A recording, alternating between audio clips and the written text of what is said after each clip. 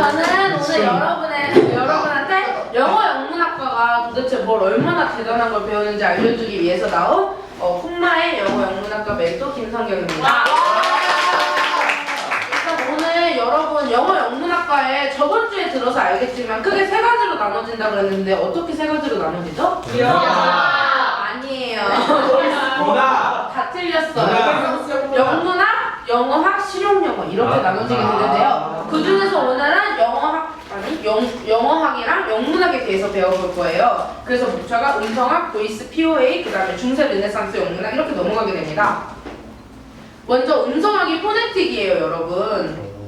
포네틱은 바로 말소리를 공부하는 겁니다. 지금 제가 이렇게 말하는 이 소리를 공부하는 게 포네틱이라고 할 수 있어요.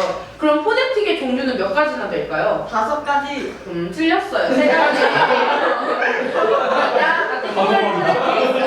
아카스틱 포네틱, 리플 포네틱스라고 조음 음성학, 음양 음성학, 청각 음성학이 있습니다. 첫 번째 조음 음성학은 소리가 어디에서 만들어지죠, 여러분? 틀렸어요. 입안에서 만들어지는 거예요. 이렇게 이렇게 공기가 폐로부터 올라와서 입 안에서 만들어지는 이 과정을 공부하는 게 조음 음성학입니다. 그리고 이 음성이 밖에 나가서 어떻게 전달되느냐가 음양 음성학, 그리고 그 전달된 음성이 귀에 어떻게 들어오느냐가 청각 음성학입니다. 이해됐나요? 네. 그래서 오늘은 제가 그 중에서 제일 좋아하는 조음 음성학에 대해서 배워볼 거예요. 조음 음성학의 큰 차별은 보이스의 여부라고 하는데요. 저기 뒤에 이상한 학생이 자꾸 웃고 있는데 집중해줬으면 좋겠어요. 자, 해석해볼까요? How the sounds are processed is a very complex oral argument we have. 그러니까 당연히 빠르게 말해야 돼요. 발음이 들리면 안 되니까. 그러니까 결국 이거는 무슨 뜻이냐면 네 입을 이용해서 소리를 만든다는 거예요. 말이 심하네. 여러분들 입 안에서 이 소리가 만들어지고 그걸 공부하는 게 음양 음성학이라는 거예요. 그래서 크게 보이스의 여부라고 나뉘는데요. 보이스가 목소리죠. 그래서 보이스드는 목소리가 나온다는 거고 보이스 리스는 목소리가 없다는 거예요. 그래서 보이스드는 보이스드의 음이 있고 보이스 리스의 음이 있어요. 여러분이 아는 용어로 말하면 유성은 무성음이거든요. 그래서 본인의 성대에 손을 올려보면 알 수 있어요. 일단 보이스드 음을 내보면 Z가 보이스드예요. Z의 무슨 성대가 떨리죠. 손으로 성대가 떨리는 게 느껴지나요? 네. 그만해보세요. ABCD는 아니에요. 보이스 리스 음이 있어요. 보이스 리스는 성대가 떨리지 않아요. 대표적인 보이스 리스의 음은 S예요. 성대 떨리나요? 떨리면 병원에 가야 돼요. 떨리면 병원에 가야 돼요. 네, 이게 대표적으로 음성학에서 구분하는 성대를 뽑아버리기 전에 네, 그래서 첫 번째 기준이 보이스죠. 보이스 리스예요. 이게 입 안에서 음성이 만들어지기까지의 구간 구조인데요. 이거를 place of articulation이라고 해서 POA라고 줄여부릅니다. 언뜻 보면은 의과대에서 배우는 것 같은데 이게 영어학에서 배우는 거예요. 이게 구간 구조에서 어떤 구간 구조와 어떤 구간 구조가 만나느냐에 따라서 만들어지는 음이 다 달라요. 그래서 입 안에는 능동적인 구간 구조가 있고 수동적인 구간 구조가 있어요. 능동적인 거 뭘까요? 혀. 그렇죠. 혀는 여기저기 왔다 갔다 하기 때문에 능동적인 구간 구조예요. 여러분 무슨 생각을 하는 거죠? 수동적인 이빨. 수동적인 조용히 하세요. 수동적인 구간 구조는 여러분 위에 여기 턱이나 이런 게 움직이나요? 위에 경구개라고 하거든요. 여기 딱딱한 혀로 눌러보면은 거기가 움직이나요? 움직이지 않죠. 가만히 있는데 혀가 눌렀다 띄었다 하는 거잖아요. 움직이세요? 병원에 가보세요. 네. 그렇게 해서 이렇게 어디서 소리 나는지 알아보기 위해서 배우는 이 기관들을 place of articulation이라고 합니다. 그러면 이제 어디와 어디가 만나서 어떤 소리가 나는지에 대해서 배워볼게요. 굉장히 많은데 여러분이 지루할까봐 조금 가져왔어요. 4개밖에 안 할 거예요. 지루해요? 얼마나 지루한지 이따 볼게요.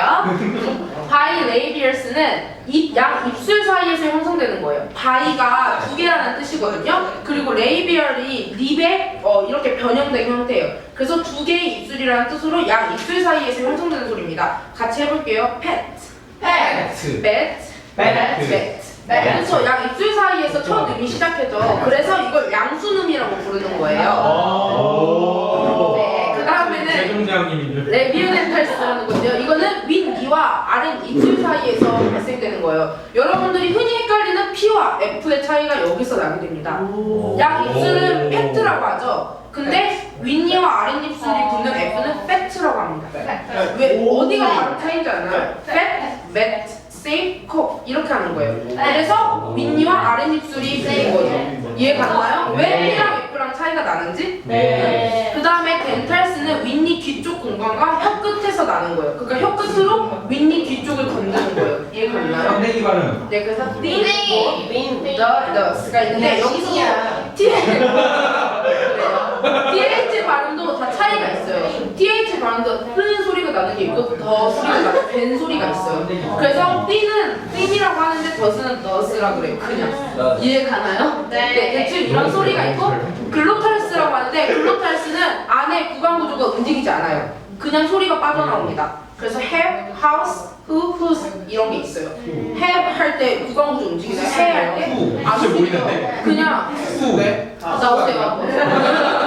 아시겠죠?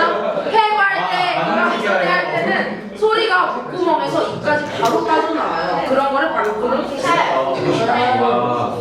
이제 POA가 끝났어요. 이거는 지루할까봐 조금밖에 안 가져왔는데 POA 빼고 또 MOA라는 거가 있어요. MOA는 Manner of Articulation인데요. 이거는 장소에 대해서 배워봤죠? MOA는 어떻게 소리 내느냐예요. 뭐 입술 텐스라고 해서 입술 긴장감을 주는 건데 동그랗게 오므리는지 벌리는지 혀가 위쪽인지 뒤쪽인지 아래쪽인지 이런 거에 따라서 MOA가 있는데 그것까지 하면 여러분들이 지루할까봐 제가 안 가져왔어요.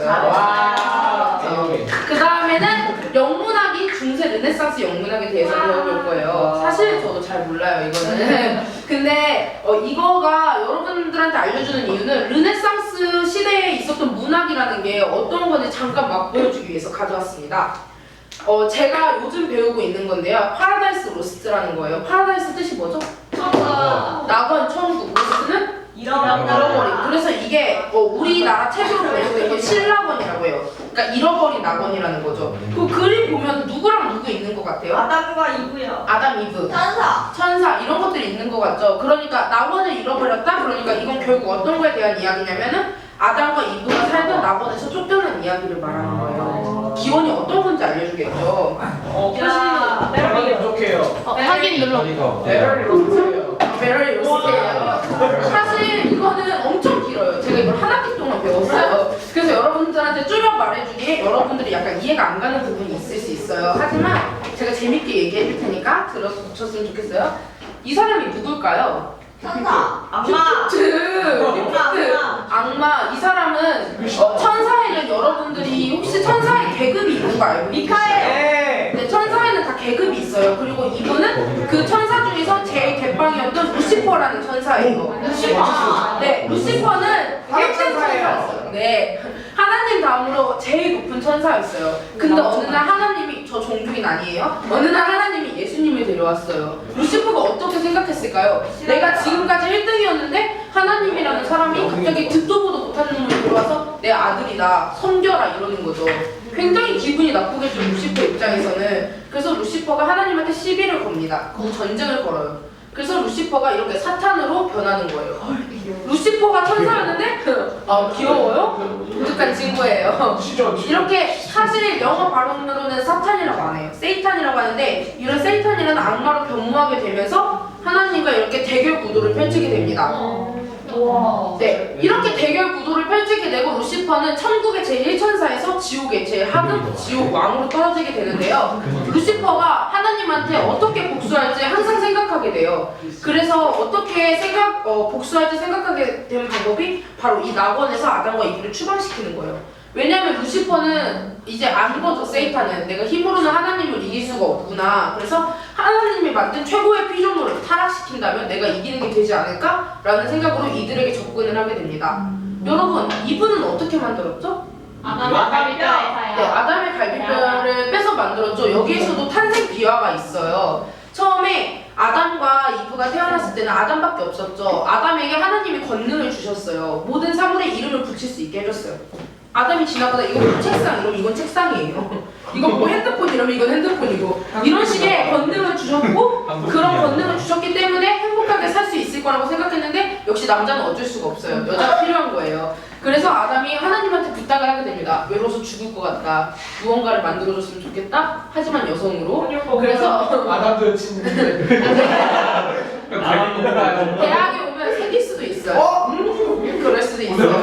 수도 있어요. 수도. 그래가지고 아담의 갈비뼈를 빼서 이브라는 여성을 만들게 됩니다. 근데 그 책의 묘사에서 보면은 이브는 이루 말할 수 없는 여신이에요. 그래서 이브가 처음 태어났을 때 호숫가 옆에서 태어났어요. 그래서 호숫가 옆에서 태어나고 호수에 비친 제 자신을 보고 반하게 됩니다. 너무 예쁜 거예요. 이런 게 어떤 신화의 소스랑 비슷하죠? 나르시즘이랑 비슷하죠. 그래서 호숫가에 비춰서 너무 예뻐서 보고 있는데 어디서 보이스가 들리는 거예요.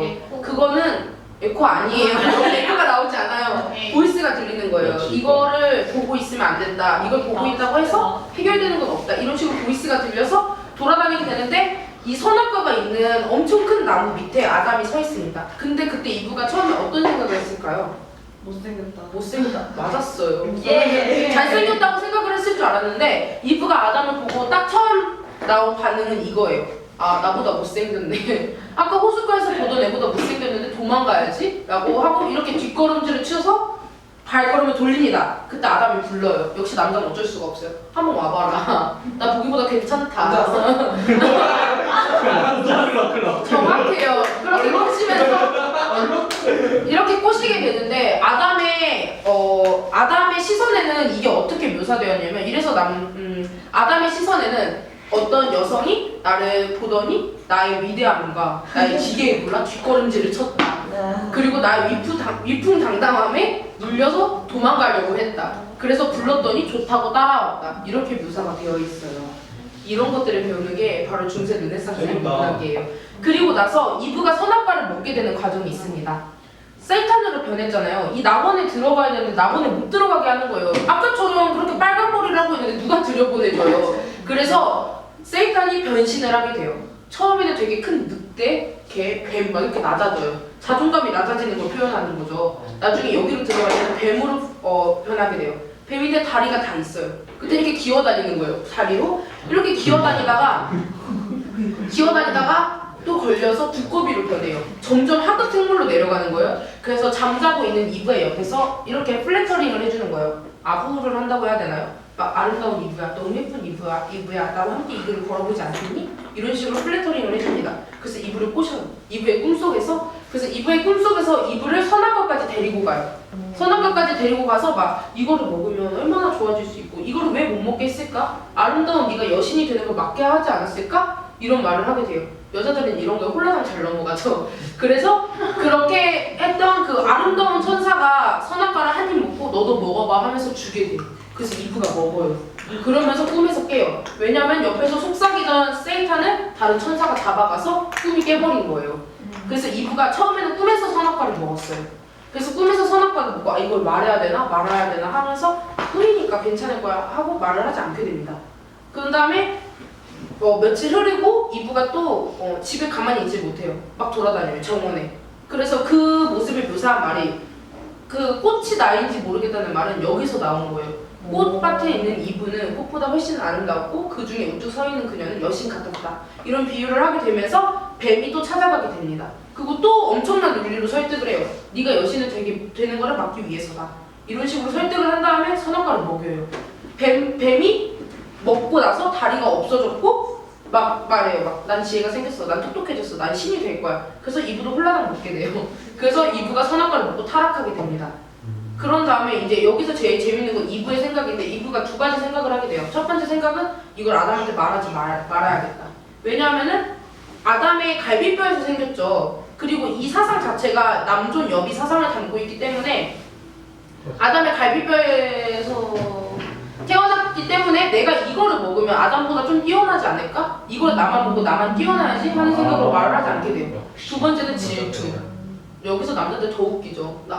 이브가 생각해요. 선악과를 먹고 내가 하나님이 날 버려서 내가 죽으면 어떡하지? 그럼 아담이 또 다른 이브를 만들어내서 걔랑 히히덕거리고 놀겠지? 그건 죽느니만 못하다. 이런 식으로 질투를 하기 때문에 결국 아담에게도 말해요. 너도 먹고 죽자. 네가 바람 피는 꼴은 볼 수 없다. 그런 식으로 이렇게 인간들이 타락해 나가는 과정을 닮은 게 바로 신라원이라는 이야기입니다. 괜찮죠, 여러분? 영어가 네. 생각보다 괜찮죠? 네, 이런 것처럼 것 같아요. 네, 영어와 실용 영어, 영문학 이렇게 고루고루 배우는 게 영어 영문학이라고 할 수 있어요. 사람들은 되게 영어 영문학이 약간 쓸모없고 되게 공상적인 걸 배운다고 생각을 하는데 생각보다 실용 용어도 많이 배울 수 있고 아까 제가 말해줬던 것처럼 실제적인 음성학 이런 것도 배우고 여러분들의 감성을 일깨워줄 수 있는 영문학 이런 것도 배우죠. 네, 이런 것들을 배우는 게 연습을 안 해서 마무리를 영어 영문학인 만큼 여러분들이 앞으로 공부를 열심히 하고 관심을 가져서 자기 꿈에 맞게 진로를 정할 수 있었으면 좋겠어요. 감사합니다.